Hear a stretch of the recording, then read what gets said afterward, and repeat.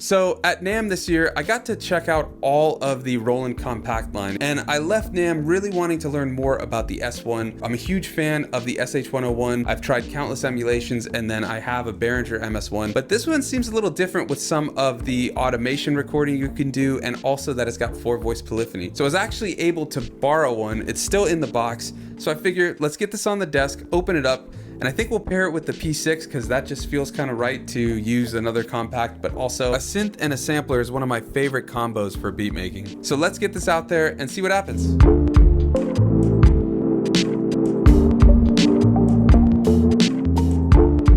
All right, so I've got these together. What I'm planning to do is use this for some sound design and this for our drums. I think we'll make a beat at maybe 96, and then let's go here, do some square wave. So the cutoff, some resonance, that LFO. Oh, I like that already. These keys are a little hard to play, but I like that. I think that's a good sound already that we've got there. We're just gonna refine that a little bit more with some ADSR. So we have an envelope here, so we're doing that. A little more sustain. I'm gonna put a little bit of a sub oscillator. Not that much. We have all these other options here that we could do. Let's check out the menu. What I wanna find is LFO S, I'm assuming is sync. Let's put that on. That's just crazy, but what's this LFO at? Yeah. So I'm gonna set a slow rate. Maybe like that. And we're only gonna use just a little. And then I'm also gonna set some on the filter. A lot is too much. I just wanted to kind of show what it does. But this just kind of always, to me, makes things that are digital sound a little more analog. This is supposed to be that ACB, analog circuit behavior, but just adds a little more variety and things like that. One thing we could also do, we could see with the portamento on, just to see what we get. See, that's a lot of portamento.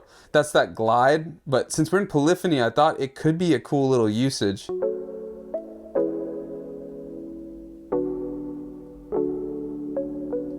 Yeah, I like that. I think we've already got our sound. Let's record it with 404 vinyl. Actually, I say 404 vinyl, but we only have the one option on here, don't we? That's the noise. I don't think we need any of the noise. This is empty, so let's put this here. Let's set our sample rate to very low.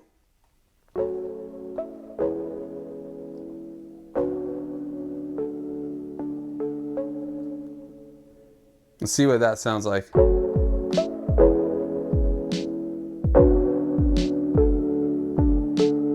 I like that. Okay, so now what we're gonna do is on this one, let's chop that right up. Let's do 8 maybe. I have this drum. Let's chop this one up too. Let's do it. This seems like a pretty long sample.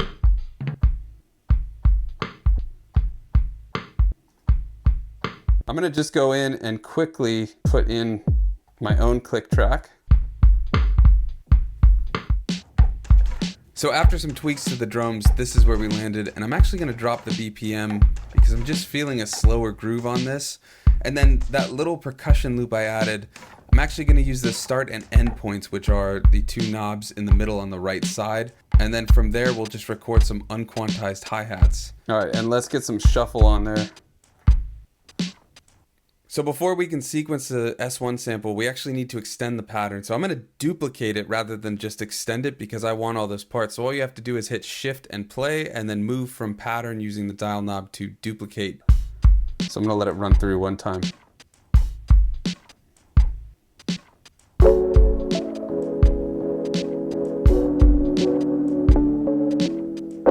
Now, the one thing that we're gonna need to do, you can notice on the second page, that last note, I want to adjust the chop, but I can't. I know what we'll do. We'll just hit that note again then. D#4.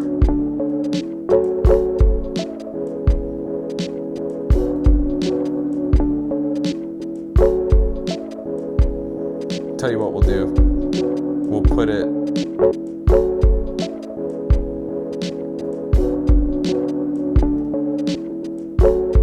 and we'll do probability. P is probability. Let's do 50% for these, but hopefully that'll cut it. Maybe we should try dropping the pitch. That works. So we drop that down 4. 1, 2, well, 1, 2, 3, 4. So we should be in D now.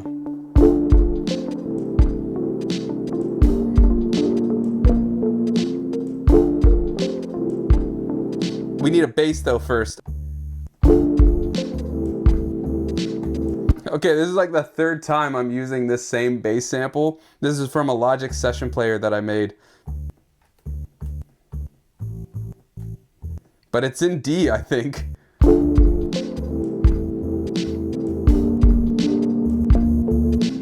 We just gotta shut that lo-fi. Yeah, I like that. Let's get that in.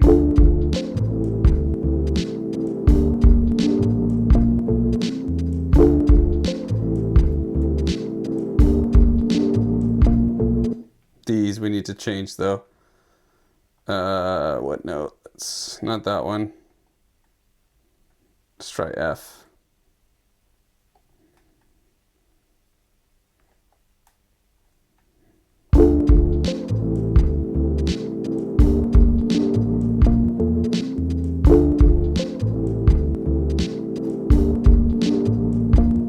So I think that's about where I want to stop today. I mean, we could keep going and get lost in this, but really I just wanted to kind of check out what we can do with the S1, do some quick sound design, and just see how it kind of pairs with the P6, because I think this for me is like my ideal portable sample beat making device, or devices I should say, because we get our sound design and synth work here, sample those like we did into here, and then make the beat on here and jam it out, and then do some leads and or basses, you know, live performance on top with these ridiculously small keys, or get a MIDI keyboard and play it like that. So now that I've gotten some time with the S1, I think my general thoughts on it so far is that it's awesome. I haven't really spent enough time to give any sort of cons besides maybe the keyboard, but that is, I think, just a function of the form factor.